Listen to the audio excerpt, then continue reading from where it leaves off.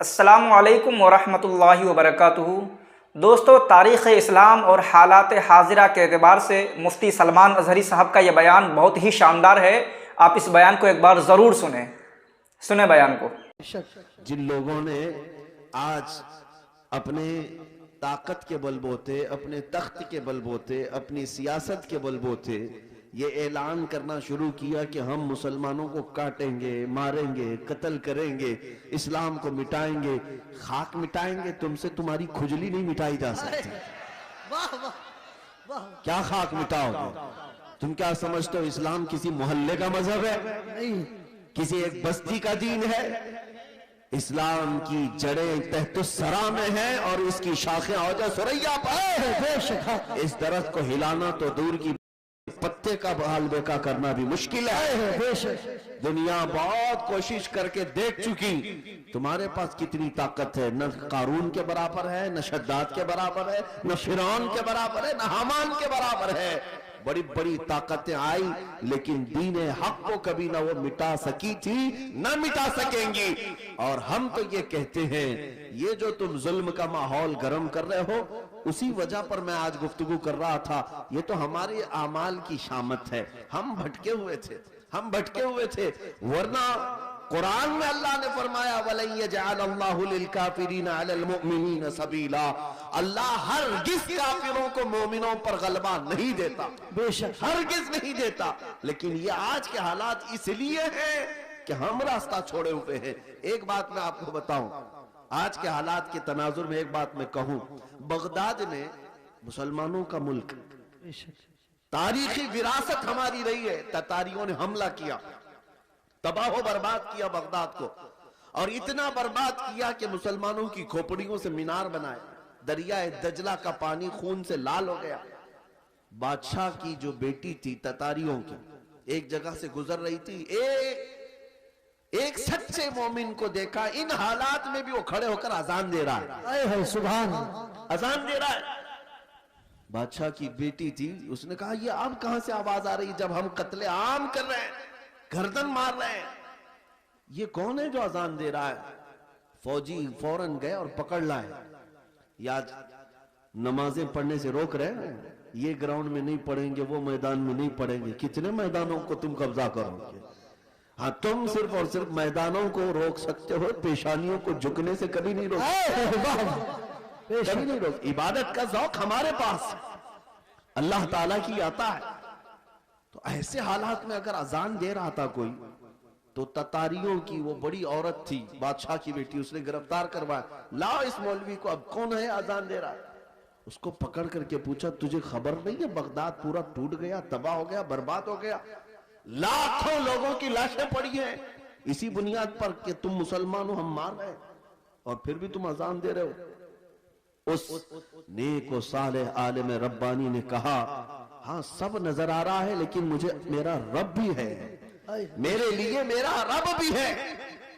دنیا چاہے جو بھی ہو، جب تک میری سانس نہیں نکلے گی تب تک میں اللہ اکبر کہتا رہوں۔ سبحان اللہ، سبحان۔ اب سنیے، اس خاتون نے متاثر ہو کر کے پوچھا اچھا اللہ سب سے بڑا ہے؟ اللہ سب سے بڑا ہے؟ کہا ہاں اللہ سب سے بڑا ہے، اسی کی تم عبادت کرتے ہو۔ یہ ہمارے اور آپ کے لیے بہت ہی سوٹیبل بات ہے۔ تم اللہ کی عبادت کرتے ہو، لوگ یہ تم کو تانا ماریں گے اگر تم اللہ کی عبادت کرتے ہو تو اللہ تمہاری مدد کیوں نہیں کر رہا؟ یہی اس تتاری عورت نے کہا کہ تم اس کو اکبر کہتے ہو، پھر یہ بغداد میں یہ سب جو مرے ہیں یہ بھی تو وہی تھے، یہ مارے گئے، اور ہم لوگوں کو غلبہ حاصل ہو گیا بغداد پہ۔ دیکھو تتاریوں پر، وہ ظالموں کو اللہ تعالیٰ نے غلبہ دے دیا، تمہارا خدا ہی دیا ہے، پھر ایسا کیوں ہوا؟ بہت پتے کی بات سنیے، اس عالم دین نے کیا کہا کہ اے خاتون میں تجھے ایک مثال بتاتا ہوں۔ تم نے دیکھا ہوگا کہ بھیڑ بکریاں پالنے والا کوئی چرواہا بکریاں لے کر کے چلتا رہتا ہے، راستے پر چلتا ہے، ہوتا ہوگا نا آپ کے یہاں بھی ریوڑ، جی بکریاں چلتی رہتی ہیں، لیکن بکریاں پالنے والا ساتھ میں کتا بھی پالتا ہے۔ بے شک۔ بکری اور کتے کا کیا لینا دینا، کون سا تعلق ہے؟ لیکن یہ چرواہے سے پوچھیں، وہ بتائے گا کہ بکریاں چلتے چلتے کبھی ادھر ادھر چلی جائیں تو یہ کتا بھونک بھونک کر انہیں لاتا ہے اور پھر ریوڑ میں جمع کرتا ہے. بے شک.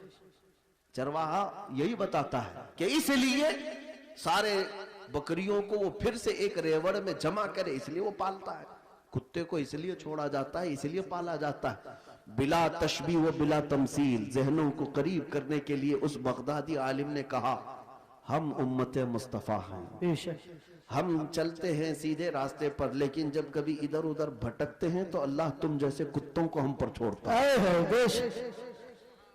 کتوں کو چھوڑتا ہے تاکہ تم بھونک بھونک کر کے واپس صراط مستقیم پر لے آ سکو. میرے عزیزو، آج یہ جس قدر مظالم ہو رہے ہیں یہ تمہیں سیدھے راستے پر انشاءاللہ ایک نہ ایک دن ضرور لے کے آئے. انشاءاللہ.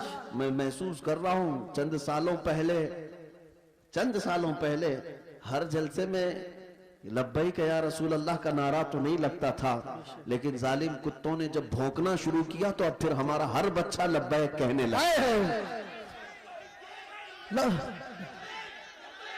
لبیک لبیک لبیک یا رسول اللہ، لبیک لبیک یا رسول اللہ، لبیک لبیک یا رسول اللہ، لبیک لبیک یا رسول اللہ. اب بات صرف اتنی ہے، میں نے جو عنوان آپ کے سامنے رکھا وہ یہی ہے کہ جب تم اپنی حیثیت کو پہچان لو کہ میرا راستہ کچھ اور ہے، جس دن تم اس نقطے پر آ گئے، میرے عزیزو، عزتیں تمہاری ہے، طاقتیں تمہاری ہے، اقتدار تمہارا ہے.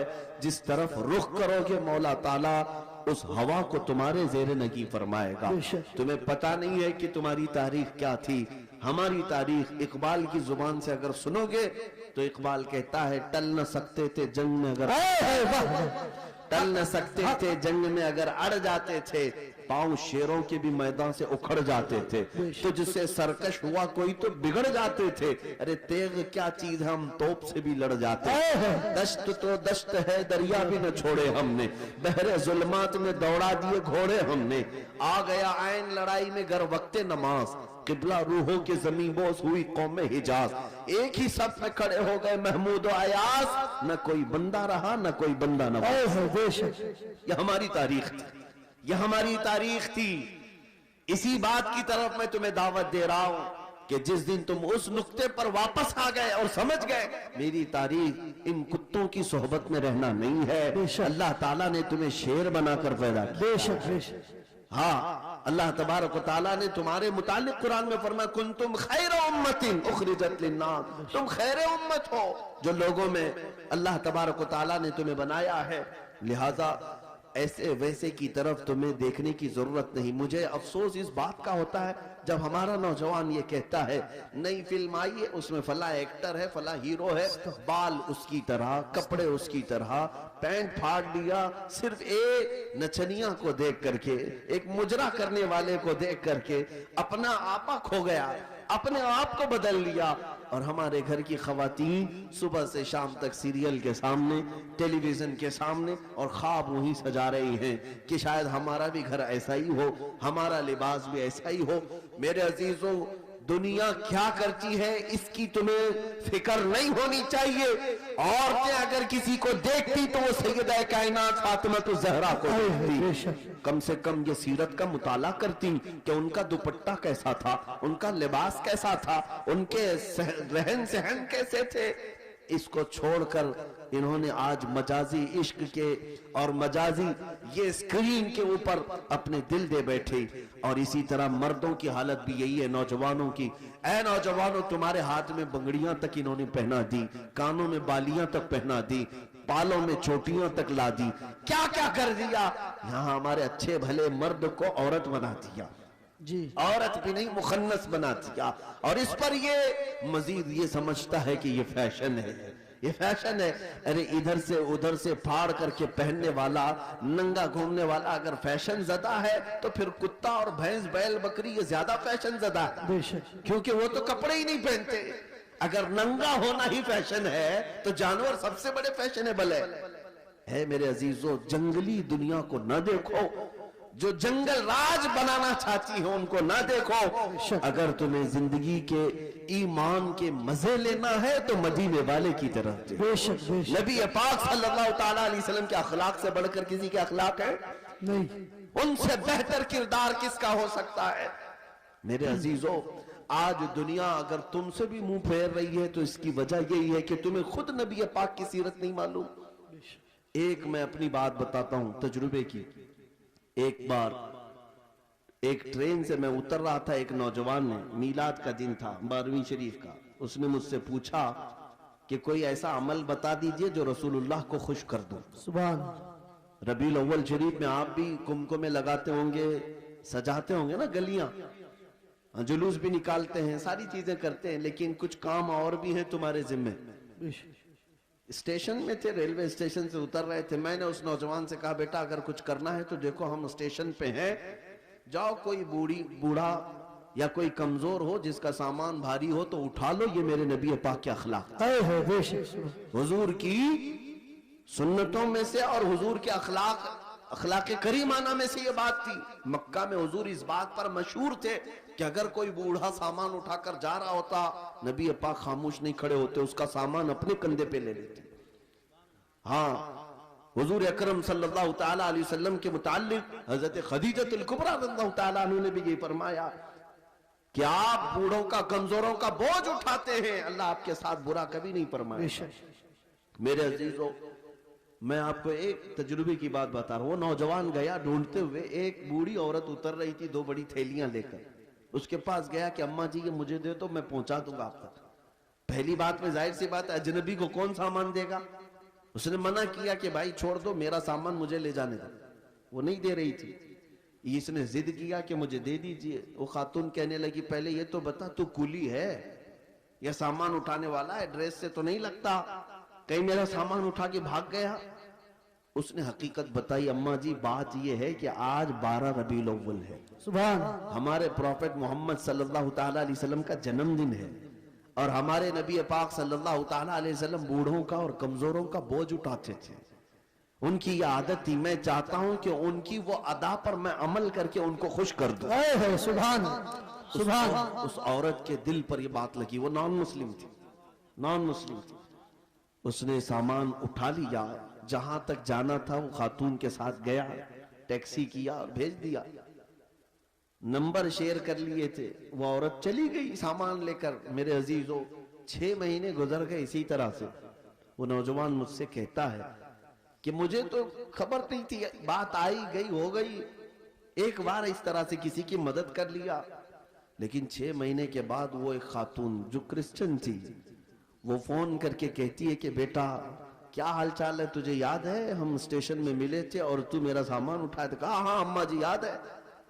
कहा कि पिछले 6 महीने से मैं तेरे नबी की सीरत ही पढ़ रही हूं। सुभान अल्लाह, सुभान सुभान। तूने मुझे उनकी तरफ डाइवर्ट कर दिया और हर दिन उनकी बात पढ़ती हूं तो मजा कुछ और ही आता है, सुभान, लुत्फ कुछ और ही आता है। अजीजाने गिरामी वकार, आज भी दुनिया तुम्हारे नबी को अगर पहचानेगी तो तुम्हारे अखलाक से पहचाने। बेशक, सुभान, तुम्हारे किरदार मानो अपने नबी पाक। बेशक। लिहाजा तुम्हारे ये जिंदगी गुजारने के तौर तरीके ऐसे नहीं होनी चाहिए कि दुनिया तुमको देख करके ये कहिए निहायत गंदे रहने वाले कहां किस दीन की तरफ बुलाएंगे। न इनके यहां पाकीज़गी है, न तहारत है, न सफाई है। आज नशा अगर कहीं बिकता है तो लोग तुम्हारी तरफ इशारा करते हैं। बेशक। पता पूछो कि नशा कहां मिलता है तो मुसलमान मोहल्लों की तरफ इशारा कर देंगे। करते भी यही हैं, बेचते भी यही हैं। और मेरे अजीजों, सबसे ज्यादा जराइम कहां होते हैं? लोग तुम्हारी तरफ इशारा करने लगते हैं। मैं ये नहीं कहता कि हम जराइम पेशा हैं, लेकिन तुम गैरों की साजिशों के नजर हो गए। बेशक। एक बादशाह ने अपने वजीर से पूछा था, मेरी कुर्सी लंबी देर तक मुझे कायम रखना है, क्या करूं? वजीर चालाक था, उसने कहा रोज रोज नई स्कीमें देते रहोगे, खाएंगे फिर पूछेंगे तुम्हें कि फिर नई स्कीम क्या आई है। कहा अगर लंबी देर तक अपनी कुर्सी कायम रखना चाहते हो तो एक ही काम है, अपनी पूरी रियाया को नशा खिलाना शुरू कर दो। अल्लाह। चरस, भंग, सारी चीजें इनको पिलाने की आदत डाल लो। बादशाह ने पूछा ऐसा क्यों? کہا جب یہ سب نشیڑی ہو جائیں گے تو کب تمہاری کرسی کی طرف دیکھیں گے؟ جی ان کو ان کا نشہ مل جائے گا، بس وہ سوچیں گے بھی نہیں کہ کون حکومت کر رہا ہے، کون کرسی پہ بیٹھا ہے۔ جی اس فارمولے پر دنیا آج بھی عمل کرتی ہے۔ جی اگر حق بات کوئی جماعت دنیا میں کرتی ہے تو وہ میرے مصطفیٰ کے غلاموں کی جماعت۔ بے شک بے شک دنیا کو یہ پتا ہے کہ یہ اگر اٹھ گئے تو کرسیاں بھی ہلاتے ہیں، بے شک یہ اگر اٹھ گئے تو حق بات کے اعلان کے لیے اپنی گردنیں بھی لٹا دیتے ہیں، کٹا دیتے ہیں۔ بے شک اس لیے پوری دنیا نے طاقت یہ لگائی کہ ان کے محلوں میں نشہ زیادہ رہے، ان کے محلے میں عیاشی زیادہ رہے۔ یہ سارے فیشن کہاں سے شروع کیے جاتے ہیں آپ کو پتا ہے؟ آج سعودی عرب پوری دنیا کا ٹارگٹ بنا ہوا ہے، اسرائیل وہاں اترا ہوا ہے، امریکہ وہاں اترا ہوا ہے، رشیا، UK سب وہاں اترے ہوئے ہیں۔ ہم تو اسے مرکز اسلام مانتے ہیں، مکہ مکرمہ اور مدینہ طیبہ ہونے کی وجہ سے، اس لیے نہیں کہ بادشاہی حکومت ہے، لیکن جن کو پوری دنیا میں اپنے فیشن پھیلانا تھا پھیلا دیتے، لیکن عرب میں کیوں گئے؟ اس لیے کہ انہیں پتا ہے۔ بہت زمانے پہلے اقبال نے کہا تھا، یورپ اگر کسی بات سے گھبراتا ہے نا مسلمانوں سے، تو کس بات سے؟ یہ فاقہ کش موت سے ڈرتا نہیں ذرا، بے شک روح محمدی اس کے بدن سے نکال دو، اللہ روح محمدی اس کے بدن سے نکال دو۔ عرب کو دیکھ کر کے عجم کے تخیلات اسلام کو حجاز و یمن سے نکال دو۔ جی بے شک یہ اقبال نے بہت پہلے 100 سال پہلے کہا تھا، آج اس پر دنیا عمل کر رہی ہے۔ پورے سعودی کو یہودی بنانے میں کوئی کسر نہیں چھوڑی جا رہی۔ بے شک ڈانس کلب وہاں آج سینکڑوں سینما ہال کھول دیے گئے سعودی عرب میں۔ جی مکہ مکرمہ اور مدینہ طیبہ میں بازاروں میں نشہ پہنچا دیا گیا۔ جی میں نے خود دیکھا ہے، اگرچہ وہاں پر موت کی سزا رکھی گئی لیکن وہاں تک بھی پہنچا دیا۔ نشہ کا مطلب صرف سگریٹ بیڑی کی بات نہیں کر رہا ہوں، کوکین، افیون، ہیروئن جیسی نشہ کی چیزیں پہنچا دی گئی۔ ننگے پن کو رواج دیا جا رہا ہے، نئی نئی بیچ بنا کر کے سمندر کے کنارے ننگے جس طرح لیٹتے ہیں، دنیا یہ چاہتی ہے کہ محمد عربی کے غلام بھی اسی طرح ننگے لیٹے۔ اللہ وہ حدیث صادق آ گئی، میرے آقا نے فرمایا تھا، یوشک ان تداعى علیکم الامم کما تداعى الاکلۃ الی قصعتها۔ حضور فرماتے ہیں قریب ایک زمانہ آئے گا، تم دیکھو گے ساری قومیں میری امت پر جھپٹ پڑیں گی جیسا بھوکا برتن پہ جھپٹتا ہے۔ بے شک یہ سب کے ٹارگٹ ہم ہی بنے ہوئے آج۔ اخلاق تمہارے اندر سے نکالنے کے لیے کیا کیا کیا جا رہا ہے جانتے؟ یہ انٹرنیٹ اس طرح سے آسان کر کے تمہارے ہاتھوں میں دیا گیا اور نوجوان کو آزادی کے نام پر کھلا چھوڑ دیا گیا۔ نوجوان لڑکا ہو کہ لڑکی ہو، اسے خبر بھی نہیں ہے کہ تمہارے ہاتھ میں یہ ایٹم بم کی طرح سے ایک ہتھیار آیا ہے۔ یہ ہو سکتا ہے دنیا کو نہ تباہ کرے لیکن تمہارا ایمان اور اخلاق مکمل تباہ کر رہا ہے۔ بے شک ایک دو نہیں، سینکڑوں نوجوانوں کے میسج میرے پاس ہے جنہوں نے 25 سے 30 سال کے بیچ میں ہی اپنی جوانی برباد کر لی۔ بے شک کیا کرتے کیا تھے؟ اس موبائل کی دنیا میں داخل ہو کر انہیں ایسا لگتا ہے اب کوئی نہیں دیکھ رہا ہے، پورنوگرافی کرتے رہو، بے حیائی کی فلمیں دیکھتے رہو، ننگی تصویریں دیکھتے رہو۔ میرے عزیزوں، میں نے ایک ڈیٹا نکالا تھا لاک ڈاؤن کے موقع پر، اس میں جو انٹرنیٹ میں سرچ کرنے کا جو ڈیٹا آتا ہے کہ کس چیز کو کتنی بار سرچ کیا گیا ہے، تو پتہ ہے آپ کو حیرت ہوگی، ایک رپورٹ آئی ہے اس لاک ڈاؤن کے بیچ میں 95% اگر نیٹ میں کوئی چیز سرچ ہوئی ہے تو پورنوگرافی، اللہ استغفر گندی تصویریں اور ننگی تصویریں دیکھنے کے لیے سب سے زیادہ سرچ کیا گیا ہے۔ اللہ یہ کیا ہو رہا ہے؟ آپ کو اندازہ بھی ہے کہ دنیا تمہیں تباہی کے کس دہانے پر لے جانا چاہ رہی ہے۔ میں آج یہ باتیں کھل کر اس لیے عرض کر رہا ہوں کہ اگر آج تم بیدار نہیں ہوئے، کل تمہارے آنے والے بچے یہ نہ پوچھیں کہ محمد کس کا نام تھا۔ اللہ معاذ اللہ رب العالمین۔ قرآن کیا چیز ہے؟ کیونکہ میں نے یہ جدہ میں، عرب میں، سعودی عرب میں ایک شیخ کو کہتے ہوئے سنا، عربوں نے اپنے بچے آسٹریلیا میں، امریکہ میں پڑھنے کے لیے بچپن میں ہی ڈال دیے تھے، اور جب بچے وہ جوان ہو کر کے آئے تو اپنے باپ سے اس بات پر لڑنے لگے کہ اللہ ایک ہی کیوں ہے۔ اللہ استغفر یہ کہاں کی بات کر رہا ہے؟ عرب کی بات کر رہا ہوں۔ آج یہاں کے بھی حالات کوئی دیگر نہیں ہیں. تم نے بھی بچے پیدا ہوتے بولتے ہی دوسروں کی جھولی میں ڈال دیا. تم یہ چاہتے ہو کہ میرا بچہ فر انگریزی بولنے لگے تو بہت بڑے کمال کا بچہ ہے, بہت پہنچا ہوا بچہ ہے. تمہیں پتہ ہی نہیں کہ دنیا اپنے قدموں میں غلام بنانے کے لیے سارے ہتھیار لا کر رکھ چکی ہے.